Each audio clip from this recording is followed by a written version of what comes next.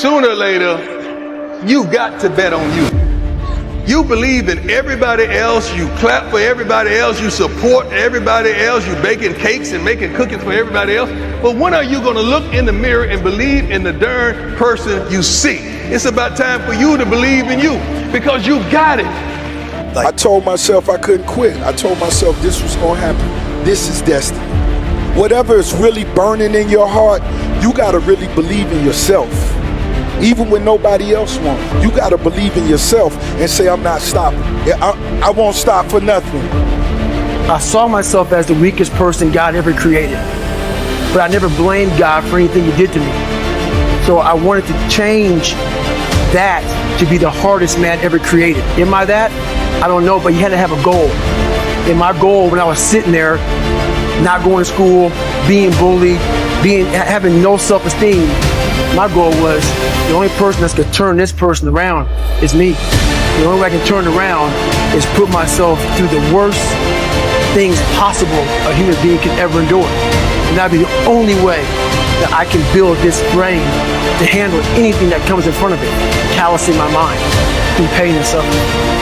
If you cannot control your own mind, then you are just a feather in the wind of life, because your own mind is the only thing you can control. You can't control the weather.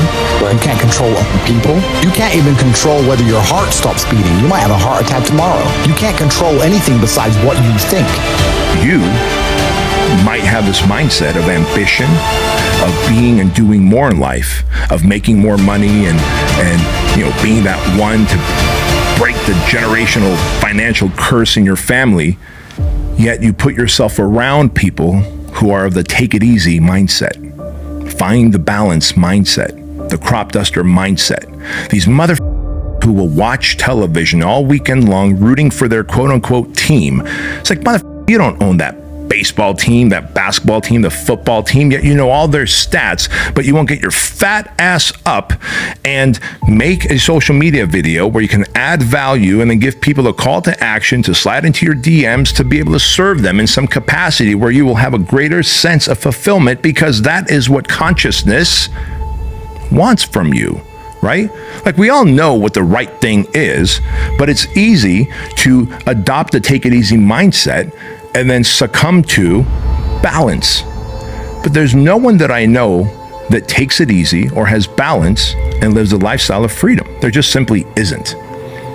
Everyone that I know sets themselves up for higher expectations. Everyone that I know who's successful and happy and fulfilled and making a massive amount of impact and income and inspiring others, they have higher standards of expectations. Everyone that I know who is doing well surrounds themselves with other hard workers, and everyone that I know is harder on themselves. And it is okay to be hard on yourself. I'm not saying like beat yourself up to the point where you just feel defeated and you feel like a piece of shit, but like be hard on yourself, man.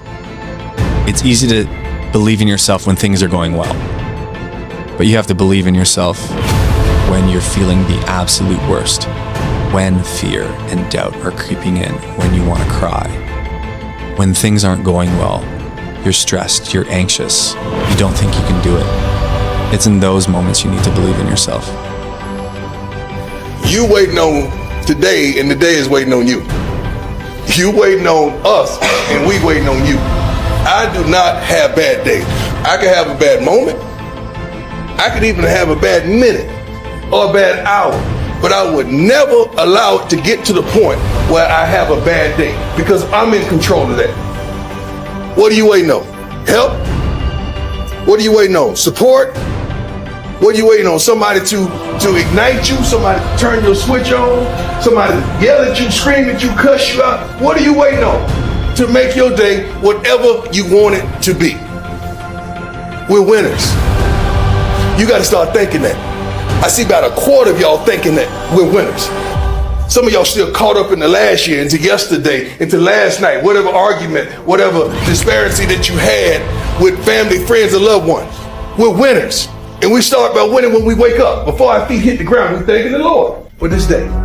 So we read a bunch of books nowadays. As humans, we want to find out how to be someone else. What we don't do is we don't go inside. So literally turn yourself inside out read the book that's like we're writing a book every day of our lives, but we never read that book. You have to look inside of yourself to see what you really want. What are you passionate about? We use these words and these little phrases of only the strong survive and all this other crap. They're all just words. I get so tired of hearing people just talking. Like right now, someone may think Goggins is just talking. You don't know me.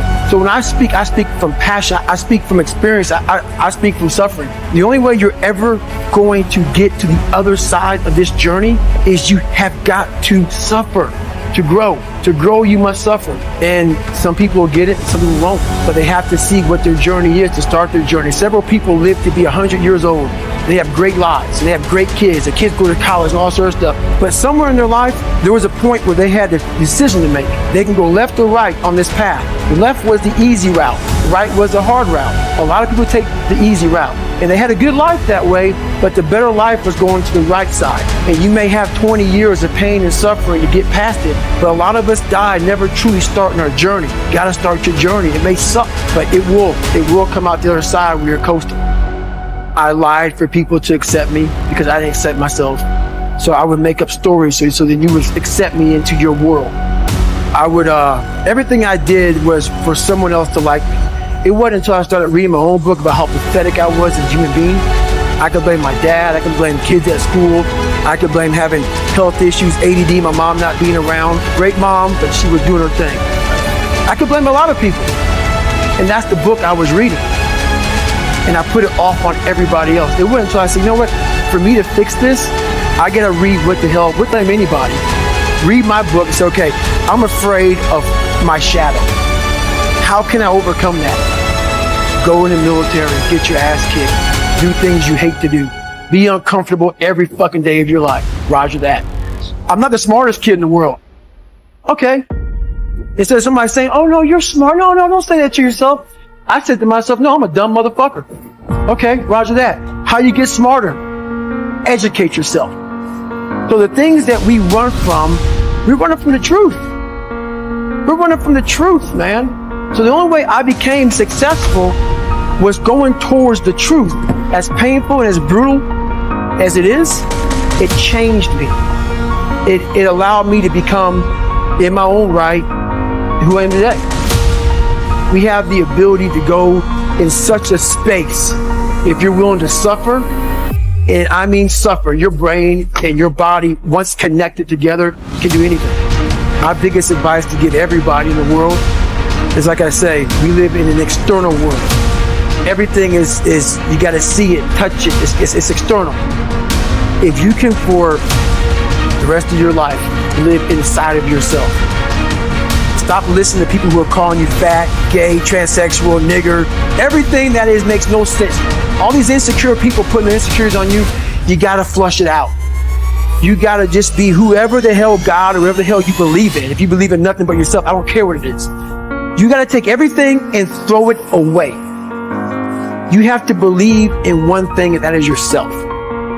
And I'm not saying don't believe in God or what you believe in, but right now, for you to find greatness in yourself, you're not going to find it by looking in a book or by even hearing me.